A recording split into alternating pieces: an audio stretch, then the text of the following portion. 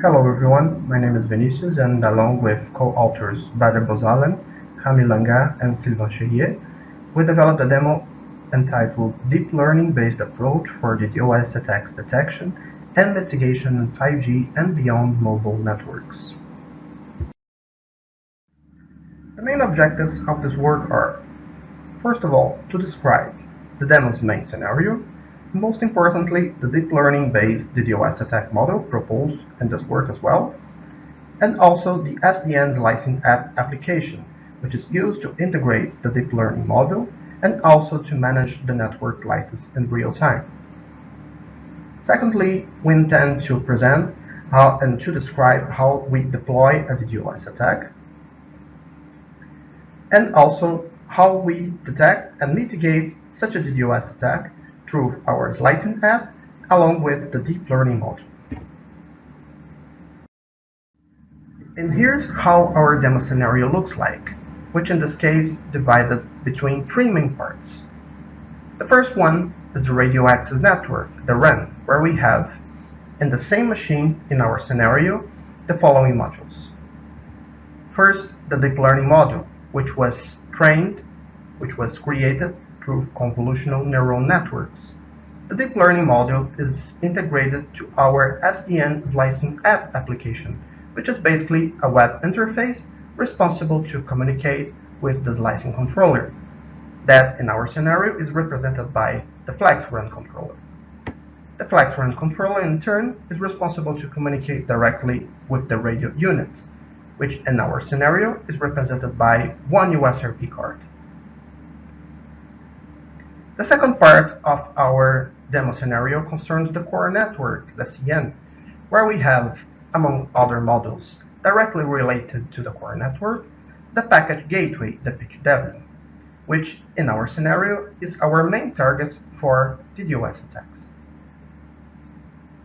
The third and last part of our scenario concerns the users themselves, which are, in case of the detection of a DDoS attack, are divided between two different types of slices. The first one is what we call the benign slice, where we have non-malicious users generating normal traffic. The second type of slice is what we call the sinkhole-type slice, which receives malicious users once a DDoS attack is detected. So, before detecting, when no DDoS attack is detected, the sinkhole-type slice is not created, and once such an attack is detected, this type of slice is immediately created and receives malicious users in order to mitigate their actions.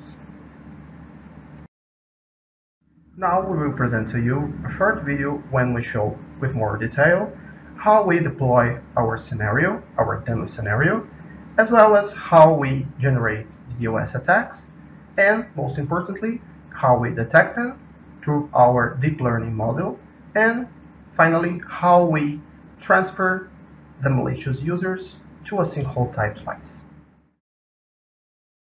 I'm going to talk about the fourth policy, which is the DDoS detection using deep learning. So the first thing we're going to do is create one slice with full capacity for DL and UL. Okay, now as we can see, we have one slice with full capacity. Now, if we look here, the fourth policy. So in this policy, we will use a deep learning model that I've developed to detect normal traffic and traffic that has attackers, basically DDoS attacks, and such as synflop attacks. And these attackers, if they exist, we will create a sinkhole slice, which is a small slice with a small percentage, and we will move all of the attackers to that slice so that they will be limited and so that they cannot consume the full bandwidth of the platform. So the first thing we're going to do is we're going to connect the phones, both of the phones. So we connect the first phone to our platform, and then we connect the second phone. Now both of these phones are normal phones. We're not generating any attacks right now. We're not doing any attacks, so both of them are working well. So Now we're going to, in order to show that both of them are non-attackers, we're going to run speed tests on both of them. So if we run a speed test on the first phone, we will see that it can use the full capacity and it can use the full bandwidth of the platform. And once it finishes, so as we can see here, it can use the full bandwidth. And now if we run it in the second phone too,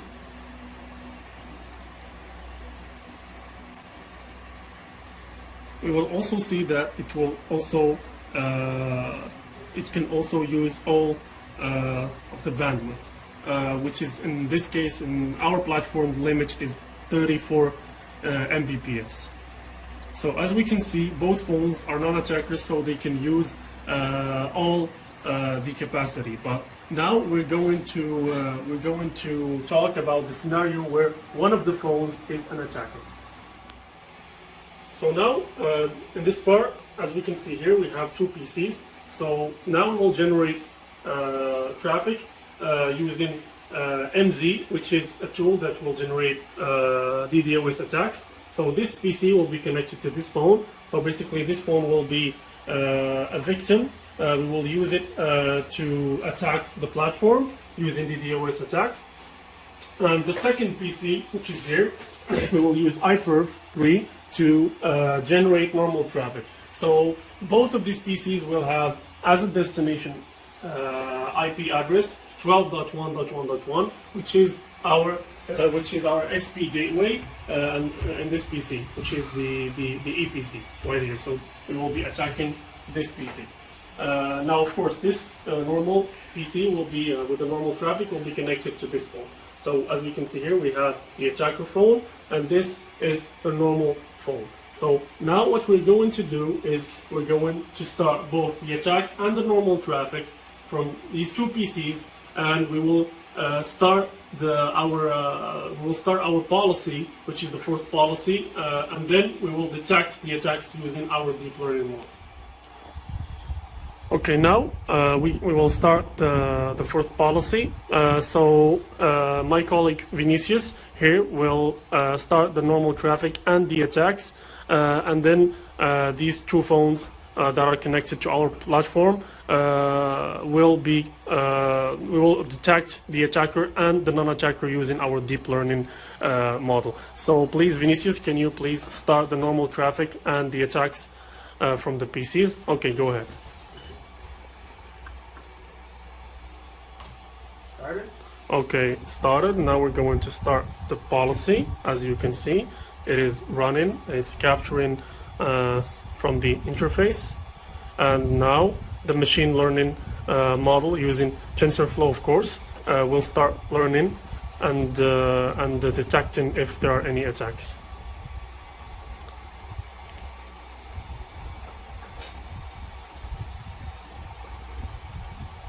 As we can see here, we still have only one slice since no attacks were detected.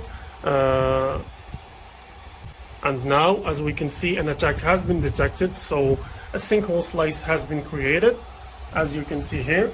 And now the deep learning model is actually detecting which IP address is actually the attacker, and it will be moved to the sinkhole slice.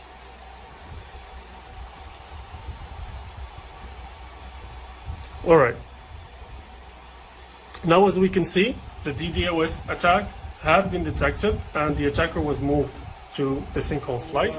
Now, since we have started the policy, detected the attacks, and now, as we've mentioned before, this is the attacker and this is the one with the normal traffic. So we're going to start the speed test from the attacker. As you've seen previously, it used full bandwidth, but now, since it has been moved to the sinkhole slice, once we run the speed test, you will see that it will only reach almost 2 Mbps, and that's it, because it's in a really small slice, so it's controlled. It can never use the full bandwidth. But if you do the speed test, the second phone that is a normal phone, as we can see here, once the speed test starts, we will see that it can use the full capacity because it's in the normal slice. So this shows that the deep learning model can differentiate between attackers and non-attackers, and this can also be replicated, for example, in a YouTube video. So, for example, if we will try to run YouTube with a high quality video, it will not run quite well. So, as you can see here, if we try to run an 8K video or something like that with a higher quality, for example 2K, it will keep buffering. It will never load the video since it's really limited.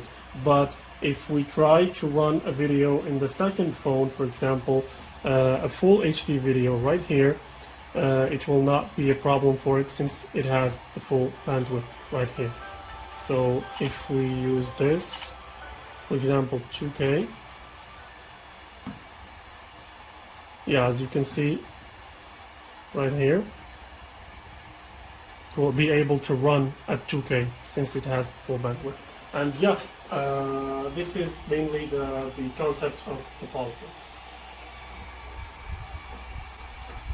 One final scenario that we're going to do is actually now, instead of having only one attacker and the other phone is a normal phone, so now we're going to do two attacks. So basically both of the phones will be attackers. So we'll use both of these PCs with the MZ tool to attack the platform. So my colleague Vinicius here will activate the fourth policy, and we will use both of the phones to attack the platform, and we will see that the deep learning model will detect these attacks and will move both of the phones to the sinkhole slice.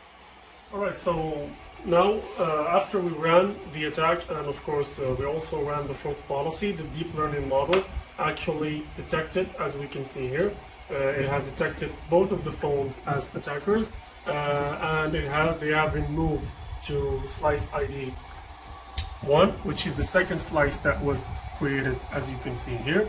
So both of them now are in the sinkhole slice. You can also see this in the graph.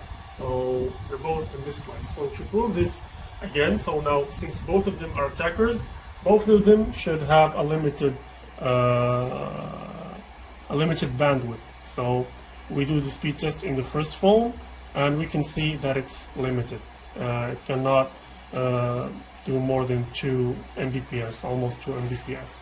And also, if we test the second phone, we will also see that, of course, we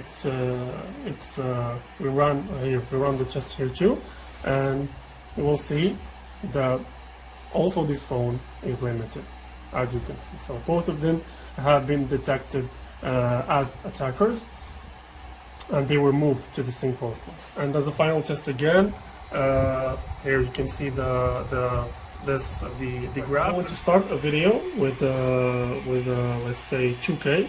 So if we run this video, you will see that it cannot run because it has a limited bandwidth. See, still buffering.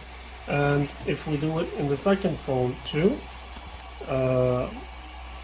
we will see that, for example, here it's running at 2K, it still keeps buffering, so it can't load the video. So yeah, basically both of them are in the sinkhole slice, and even if other attackers are added, they will always be moved to the sinkhole slice, and they will all just share the percentage, which is almost 6.25% from which is the sinkhole slice. So yeah.